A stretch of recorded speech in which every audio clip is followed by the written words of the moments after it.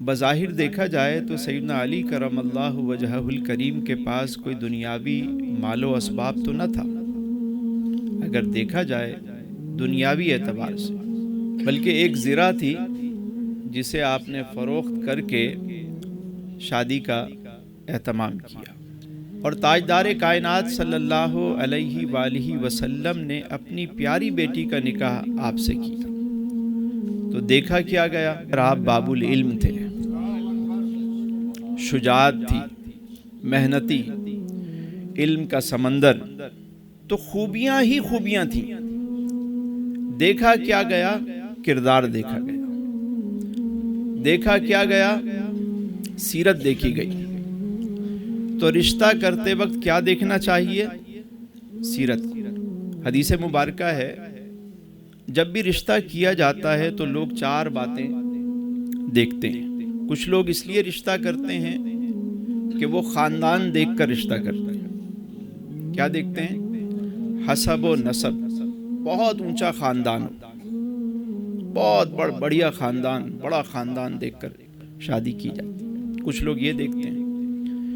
دوسرے نمبر پر جو چیز دیکھی جاتی ہے وہ یہ ہے کہ لوگ مال دیکھ کر رشتہ کرتے ہیں کہ یار مالدار لوگ ہیں، ایک بڑی فیملی ہے، مالی اعتبار سے بہت زیادہ پراپرٹیز ہیں، بینک اکاؤنٹس ہیں، یہ چیزیں دیکھی جاتی ہیں۔ تیسرے نمبر پر کیا دیکھا جاتا ہے؟ خوبصورتی، بیوٹی دیکھی جاتی ہے، حسن کو دیکھا جاتا ہے۔ اور چوتھے نمبر پر وہ ہے دین، کردار، اخلاق، سیرت، کسی کا کیریکٹر، کسی کی سیرت کو دیکھنا کہ اس میں دینداری ہے یا نہیں ہے۔ تو میرے آقا کریم علیہ السلام نے جو اپنے غلاموں کو مشورہ دیا، وہ ارشاد فرمایا کہ تم جب بھی رشتہ کرنے لگو تو تم دین کو دیکھا کرو، کردار دیکھنا چاہیے، اخلاق دیکھنا چاہیے۔ اگر دین ہے، کردار ہے، کیریکٹر ہے، تو اس کے بعد اگر اس میں خوبصورتی ہے تو سبحان اللہ، یہ ایک اور چیز ہو گئی۔ مالی اعتبار سے اچھے لوگ ہیں تو یہ سونے پہ سہاگا ہو گیا۔ اچھا خاندان ہے، بڑا اونچا خاندان ہے، لیکن کردار بھی اچھا ہے، چیزیں ساری اچھی ہیں تو بہت اچھا، پھر تو کوئی منع نہیں ہے نا۔ لیکن اگر اونچا خاندان ہے، دولت بھی ہے، صورت بھی ہے، کیریکٹر صحیح نہیں ہے، تو پھر کیا کریں گے؟ ہمارے یہاں کردار کو نہیں دیکھا جاتا، کیا دیکھا جاتا ہے؟ مال کو دیکھا جاتا ہے۔ یہی وجہ ہے کہ کچھ عرصے بعد جب وہ بھوت اترتا ہے حسن کا، بیوٹی کا، یا میک اپ جو وہ دیکھ رہے ہوتے ہیں، جب وہ اترتا ہے، وہ جو پرسونا ہوتا ہے، پرسنالٹی کے اوپر جو ایک نقاب ہوتا ہے، جب وہ ہٹتا ہے اور جب اصل چہرہ نظر آتا ہے تو پھر کہتے ہیں یار یہ ہو گیا وہ۔ بھائی آپ نے جو دیکھا تھا وہی آپ کو ملا، جو آپ نے چاہا تھا وہی تو آپ کو ملا ہے۔ اونچا گھر ہو، پیسے بہت ہونے چاہیے۔ صاحبو ایک بات یاد رکھیے، میرے آقا کریم علیہ السلام نے جو اپنے غلاموں کو مشورہ دیا کہ تم دین کو دیکھو، کردار کو دیکھو، تو جو حضور کے مشورے پر عمل کرے گا اس کا گھر سدا سلامت رہے گا۔ یاد رکھیے، اگرچہ مال و زر کم ہو لیکن گھر میں سکون ہونا چاہیے۔ رشتہ کرتے وقت خاص طور پر دین کو دیکھیں۔ اچھا بعض لوگ دین کا لبادہ اڑا ہوا ہوتا ہے، مطلب وہ دکھتے دیندار ہیں لیکن دین پر عمل نہیں کر رہے ہوتے، تو یہ بھی دیکھنا ہے کہ صرف دین کا نام نہیں ہو، عملی طور پر وہ دین پر عمل پیرا ہو۔ لین دین کے معاملات کیسے ہیں پتہ چل جائے گا۔ راحت کو گھر میں برتن تو نہیں بچتے، چیخو پکار تو نہیں ہوتا، پڑوسی کو سب پتہ ہوتا ہے کون آتا ہے کون جاتا ہے، کس قسم کے لوگ ہیں۔ کیونکہ باہر میں کہیں بھی جاؤں گا تو میں تو ذرا سج سنور کے جاؤں گا نا، لیکن پڑوسی سے کیا چھپا ہوتا ہے، پڑوسیوں کے ساتھ کیسا اخلاق ہے، بیہیویئر کیسا ہے۔ اور خاص طور پہ یہ جو لین دین کے معاملات ہوتے ہیں یہ بڑے اہم ہوتے ہیں۔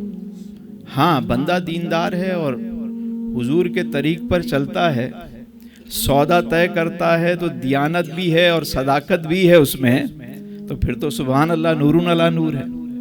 مناسب چھان بین ضروری ہے، ظاہر رشتے کا معاملہ ہے، لیکن بہت زیادہ ان چیزوں کے پیچھے نہیں بھاگنا چاہیے. بہت زیادہ ہاں یہ بات ضرور ہے کہ رشتہ کرتے وقت جہاں لڑکی کی سیرت دیکھی جائے وہاں لڑکے کا بھی کیریکٹر دیکھا جائے. دونوں میں یہ بات ہے، دونوں میں یہی فارمولا ہے. مگر میں یہ ضرور کہوں گا کہ لڑکا نکما نہیں ہونا چاہیے. ہاں لڑکا محنتی ہے، کوشش کرتا ہے، جاب کر رہا ہے، کام کر رہا ہے، کوئی کاروبار کر رہا ہے، لگن ہے، اپنی طرف سے پوری ایفرٹس کر رہا ہے، تو ایسی جگہ رشتہ کر دیں. جب دو نصیب جڑتے ہیں تو اور برکت ہو جاتی ہے اس میں، سمجھ لیں. لیکن بڑے گھر کا ہے لیکن نکما ہے، تو ایسے شخص کو ہم نے کیا کرنا ہے؟ یہ مال تو چند دن کا ہے، اس کے بعد کیا ہوگا؟ کردار دیکھیں. تو میرے آقا کریم علیہ السلام نے جب اپنی پیاری بیٹی کا نکاح فرمایا تو کیا دیکھا؟ کردار کو دیکھا. سیدنا علی رضی اللہ تعالیٰ عنہ کی چونکہ تربیت ہی میرے حضور نے کی تھی تو پھر اور کیا. اور پھر دنیا نے دیکھا کہ ایک مثالی جو ہے وہ یہ شادی ایک مثالی شادی ہوئی، دنیا کا عظیم جوڑا. تو سیرت مبارکہ کی روشنی میں ان تمام باتوں کا شادی بیاہ کے موقع پر خاص خیال رکھنا چاہیے. خود میرے آقا کریم علیہ السلام کا جب پہلا نکاح ہوا تو اس وقت آقا کریم علیہ السلام کی عمر مبارک 25 سال تھی اور سیدہ کی عمر 40 سال تھی. اور 25 سال یہ شادی جو ہے وہ چلی کہ 50 سال کی عمر میں جب میرے آقا کریم علیہ السلام کی عمر مبارک 50 سال ہوئی تو سیدہ کا انتقال ہوا. اور جب تک آپ حیات رہیں میرے آقا کریم علیہ السلام نے کوئی دوسرا نکاح نہیں فرمایا. اور وہ سیدہ جو عرب کی مشہور بزنس وومن تھی، آپ دیکھیے کہ جن کے غلام چیزیں سب کچھ، لیکن جب حضور کے نکاح میں آئیں تو سیدہ لوگ تو حضور سے محبت کرتے، سیدہ حضور سے عشق کرتی تھی. جب حضور غار حرا میں جاتے تو پورا مہینہ ان کے لیے کھانے بنا کر چیزیں بنا کر بھجواتے. اور پھر جیسا بھی وقت آیا شیب ابی طالب میں 3 سال یعنی وہ جو ایک محصور کیا گیا، وہ ایسی خاتون کے جو جس کے غلام ہوں، نوکر ہوں، سب کچھ ہو، لیکن وہ حضور کے نکاح میں آنے کے بعد اپنا مال بھی حضور پر قربان کیا، ساری چیزیں قربان کی اور 3 سال اس جگہ رہیں اور حرف شکایت زباں پر نہ آئے. رشتے یوں چلتے ہیں. کبھی انہوں نے اپنی دولت کا جب حضور نے اعلان نبوت فرمایا تو حضور کے شانہ بشانہ حضور پر سب فدا. تو بلکہ نکاح سے پہلے سیدہ کے گھر کے کام جو ہے وہ ان کے نوکر غلام کرتے تھے، لیکن جب نکاح ہوا میرے آقا کریم سے تو حضور علیہ السلام کے سارے کام سیدہ اپنے ہاتھ سے کرتی تھی، کسی اور کو نہیں کرنے دیتی تھی. تو گھر یوں بستے ہیں. اور میرے آقا علیہ السلام نے گھر بسانے کا نسخہ بھی بتایا. ایک خوبصورت واقعہ مجھے یاد آ گیا کہ اب یہ جو گھر میں لڑائی ہوتی ہے میاں بیوی کے درمیان، اس کا ایک حل ہے. اور وہ حل کیا ہے؟ دیکھیے، ایک مرتبہ آقا کریم علیہ السلام اپنی پیاری بیٹی سیدہ فاطمہ الزہرا رضی اللہ تعالیٰ عنہ کے گھر تشریف لائے. پوچھا علی کہاں ہے؟ عرض کرنے لگی حضور وہ تو کسی بات پہ خفا ہو گئے اور گھر سے باہر چلے گئے. بڑی اہم بات ہے اور یہ گھر بسانے کا نسخہ ہے. اگر کوئی چاہتا ہے نا کہ اس کے گھر میں کبھی معاملہ خراب نہ ہو تو اس بات کو سنیے.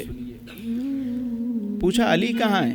کہا حضور گھر سے ناراض ہو کر کسی بات پہ ہمارے درمیان بات چیت ہوئی اور وہ ناراض ہو کر چلے گئے.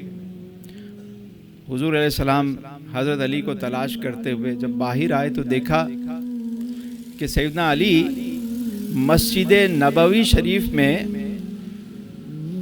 مٹی پر جو ہے وہ لیٹے ہوئے ہیں. مٹی کے فرش پر لیٹے ہوئے ہیں اور جسم پر مٹی جو ہے وہ لگ رہی ہے۔ حضور علیہ السلام قریب آئے اور بڑے پیار سے فرمایا یا ابو تراب کم یا ابو تراب، اے مٹی کے باپ اٹھو، اٹھو مٹی کے باپ۔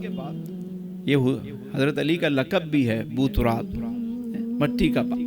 ان کو یہ لقب میرے آقا نے دیا، اتنا پسند آیا کہ فرماتے تھے کہ مجھے ابو تراب کہا کرو، جیسے سیدنا ابو ہریرہ رضی اللہ تعالیٰ عنہ، حضور نے فرمایا یا ابو ہریرہ، اے بلی کے باپ، تو وہ لقب ہی مشہور ہو گیا ان کا۔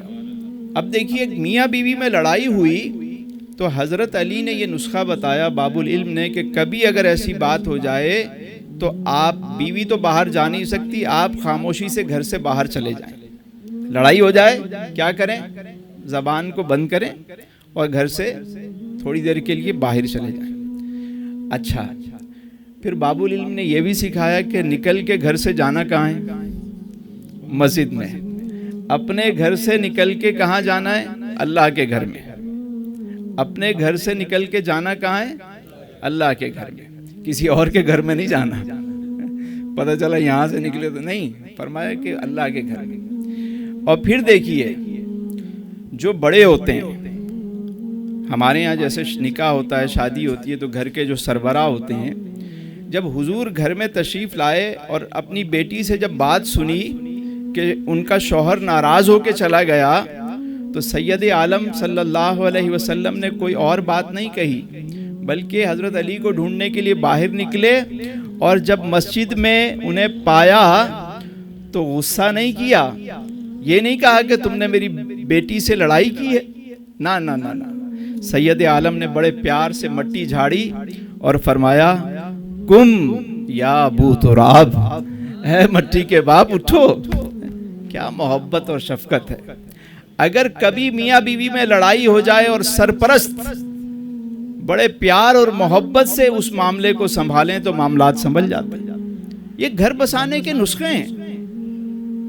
یہی بات امام نے بھی کہی کہ ہم خاک ہیں اور خاک ہی ماوا ہے ہمارا، خاکی تو وہ آدم جد اعلیٰ ہے ہمارا، اس نے لقب خاک شہنشاہ سے پایا، اس نے لقب خاک شہنشاہ سے پایا، وہ حیدر کرار کے مولا ہے ہمارا، وہ حیدر کرار کے مولا ہے ہمارا، اور ہم خاک اڑائیں گے جو وہ خاک نہ پائی، آباد رضا جس پہ مدینہ ہے ہمارا، آباد رضا جس پہ مدینہ ہے ہمارا۔